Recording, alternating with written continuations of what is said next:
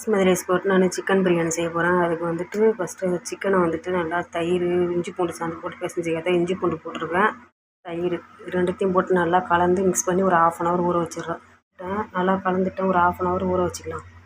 எண்ணெயை ஊற்றிக்கலாம். பிரியாணி செய்கிறதுக்கு ஊற்றிக்கலாம். ஒரு 2 ஸ்பூன் அளவுக்கு வச்சு பட்டை, கிராம்பு, ஏலக்காய், கல்பாசி, பிரியாணி இலை எல்லாத்தையும் போட்டுக்கலாம்.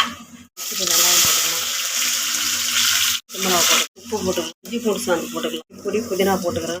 ஒரு தக்காளி போட்டுக்கலாம். நான் 200 கிராம் தக்காளி, 200 கிராம் வெங்காயம் எடுத்துருக்கிறேன். 1/2 கிலோ கறி. தக்காளி, இஞ்சி பூண்டு கலந்து வச்சுருக்க கறியை போட்டுக்கலாம். தனி மிளகாத்தூள், பிரியாணி பவுடர் 1 ஸ்பூன் போட்டுக்கலாம். 1 டம்ளருக்கு 1.5 டம்ளர் அது தண்ணின்னு சொல்லிட்டு நான் வந்துட்டு இப்போ 4 டம்ளர் தண்ணி ஊற்றுறேன். இப்போ அரிசி போட்டுக்கலாம். இப்போ மூடி போட்டு ஒரு 5 மினிட்ஸ் தம் கொடுப்போம். தம் கொடுத்தோடனே வெந்துடும் நல்லா. நான் வந்து ஜீரக சம்பா அரிசியில் தான் நான் இப்போ பிரியாணி செய்கிறேன்.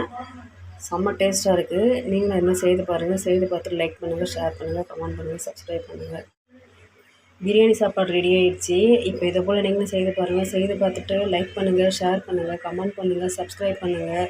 பிரியாணி ரெடி ஆகிடுச்சி. மேலே கொத்தமல்லி போட்டு வச்சுருக்கிறேன். இதை போல் நீங்களும் செய்து பாருங்கள். செய்து பார்த்துட்டு லைக் பண்ணுங்கள், ஷேர் பண்ணுங்கள், கமெண்ட் பண்ணுங்கள், சப்ஸ்கிரைப் பண்ணுங்கள். எங்கள் பையன் வந்து அம்மா சூப்பராக இருக்குமா, கடையில் இருக்கிற மாதிரியே இருக்குதுன்னு சொல்லியிருக்கான். அதுமாரி நானும் சாப்பிட்டு பார்த்தேன். கடையில் இருக்கிற மாதிரியே இருக்குது. கடையில் எப்படி செய்வாங்களோ அதேமாரியே இருக்குது. நீங்களும் இதுமாரி செய்து பாருங்கள். செய்து பார்த்து லைக் பண்ணுங்கள், ஷேர் பண்ணுங்கள், கமெண்ட் பண்ணுங்கள், சப்ஸ்கிரைப் பண்ணுங்கள்.